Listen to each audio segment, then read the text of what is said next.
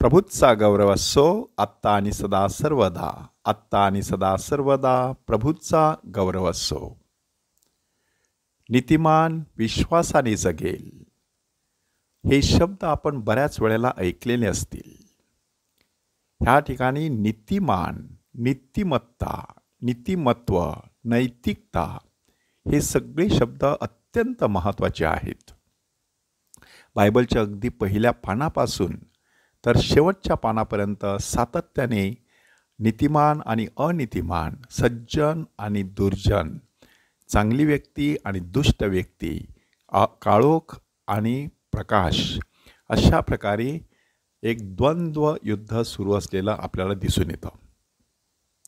आदाम आणि एवा ह्यांना परमेश्वराने आज्ञा दिली होती. त्या आज्ञांचं पालन त्याने केलं असतं तर ते नीतिमान राहिले असते. परंतु सर्पाने त्यांना भुरळ घातली आणि ह्या जगाचं नीतिमत्व शिकवण्याचा प्रयत्न केला. ह्या जगाची नीती कशी आहे? मला काय मिळणार आहे?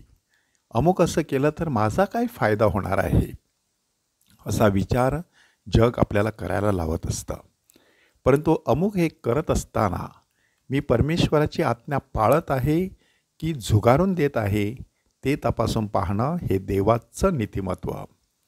तीच गोष्ट काईन आणि आबेल ह्याला परमेश्वराला प्रसन्न करायचं होतं. म्हणून आपल्याकडे जे बेस्ट आहे, जे अतिशय चांगलं आहे, उत्तम आहे, अशा प्रकारचं अर्पण त्याने आणलं. परंतु काईनाने मात्र सर्वसाधारण किरकोळ असं अर्पण आणलं. ह्या ठिकाणी नीतिमत्व कुठे दिसून येतं? परमेश्वराला प्रसन्न करणं हे नीतिमत्व आहे. ह्या जगातील सुखलोलुपतेमध्ये, सुखासीनतेमध्ये, ऐहिक, जागतिक आणि शारीरिक गोष्टींमध्ये गुंतून जाणं हे जगाचं नीतिमत्व आहे. तिसरं उदाहरण आहे नोहाचं, की नोहाच्या काळामध्ये परमेश्वराने सावधगिरीचा इशारा दिलेला होता. तरी देखील लोक खात पीत होते, लग्न करून घेत होते, लग्न करून देत होते. नोहा त्यांना सांगत होता की मला परमेश्वराने तारू बांधायला सांगितलेलं आहे. लोकांनी त्याची टर उडवली. बाहेरून दिसताना एक ढगसुद्धा दिसत नव्हता आणि म्हणूनच त्यांना वाटलं की हा माणसाला थोडंसं वेड लागलेलं आहे. परंतु त्याने परमेश्वराची आज्ञा मानल्यामुळे नोहा आणि त्याचं संपूर्ण कुटुंब वाचलं. खरं नीतिमत्व परमेश्वराच्या वचनानुसार चालण्यामध्ये असतं, हेच आपल्याला दाखवण्यात आलेलं आहे. चौथी व्यक्ती आहे अब्राहम. अब्राहमाने विश्वास ठेवला आणि तो विश्वासच त्याच्यासाठी नीतिमत्व असा झाला असं सांगण्यात आलेलं आहे. म्हणजे नीतिमत्व हे आपल्या कार्यावरती अवलंबून नसतं, आपण काय करत असतो त्याच्यावर अवलंबून नसतं, तर आपण परमेश्वरावरती भाव ठेवून कितपत जीवन जगत असतो त्याच्यावरती अवलंबून असतं. 5व्या टप्प्यामध्ये आपल्याला मोशे भेटायला येतो. ह्या मोशेने नीतिमत्वाचा आणखी एक सुंदर असा पैलू साकार केला आणि तो पैलू आहे 10 आज्ञा. ह्या 10 आज्ञांचं पालन करायचं म्हणजे माणसाने नीतिमान ठरायचं.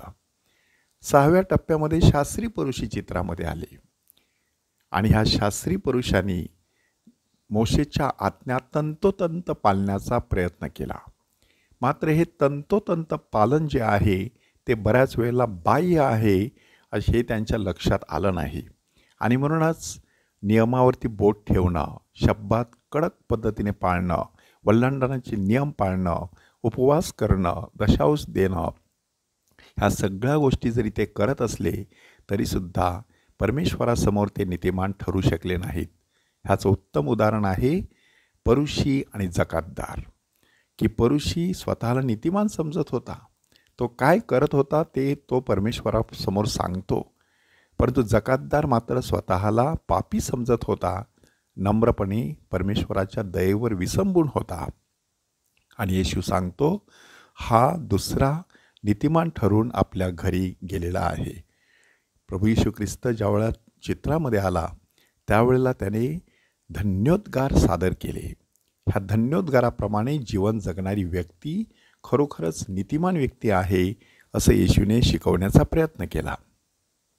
संत पॉलच्या परिवर्तनानंतर त्याच्याही लक्षात आलं केवळ नियमशास्त्राच्या पालनामुळे नव्हे, तर परमेश्वरावरती दृढ श्रद्धा ठेवल्यामुळे आपलं तारण होऊ शकतं. म्हणून विश्वास त्याला अत्यंत महत्त्वाचा वाटला. ते आपण आज पहिल्या वाचनामध्ये ऐकत आहोत. त्यानंतर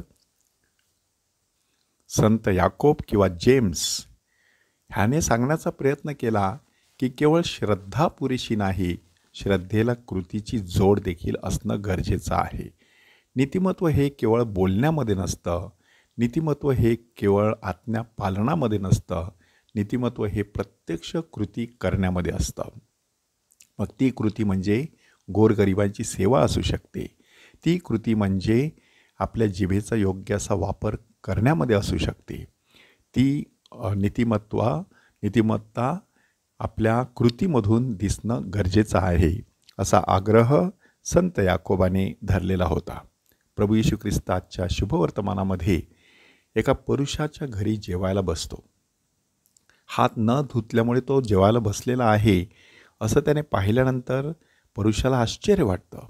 अशा वेळेला येशूने त्याला स्पष्टपणे सांगितलं की आपण जेव्हा साफसफाई करतो, मग ती घराची असो, भांड्याची असो की कपड्याची असो, ती केवळ बाहेरून करून पुरेसं नसतं. तशाने ती बाहेरून स्वच्छ आहे हे लोकांना दिसू शकतं, मात्र तो आपला हेतू नसतो. तर त्या विशिष्ट गोष्टीचा योग्य तो वापर योग्य पद्धतीने करायचा असेल तर ती आतून स्वच्छ असणं गरजेचं आहे. प्रभू येशू ख्रिस्ताने काय सांगितलेलं आहे? खरा नीतिमान माणूस अंतःकरणाचा शुद्ध असतो.